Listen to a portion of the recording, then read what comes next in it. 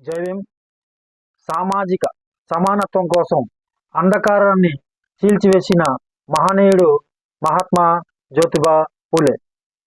ఈయన 1827 మహారాష్ట్రలో జన్మించిన ఆయన భారతదేశంలో శూద్ర అతిశూద్రుల హక్కుల కోసం మొదటి గొంతుకెత్తినటువంటి మహనీయుడు మహాత్మా జ్యోతిబా పూలే.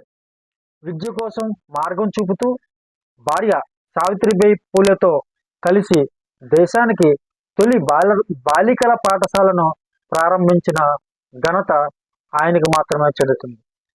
కుల వివక్షత, మూఢనమ్మకాలపై ధైర్యంగా పోరాడి మనిషి గౌరవం కులంతో కాదు, విద్యతోనే నిర్ణయించబడాలి అనేది ఆయన సందేశం సమాజానికి అందించారు. సత్యశోధక్ సమాజాన్ని స్థాపించి సమానత్వం, న్యాయం కోసం జీవితాన్ని అంకితం చేశారు జ్యోతిబా పూలే. నేటి భారత రాజ్యాంగ విలువలకు పునాది వేసిన మహా సామాజిక సంస్కర్త మహాత్మా జ్యోతిబా పూలే. సమానత్వం కోసం పోరాడి అదే ఆయన జీవిత ఆశయంగా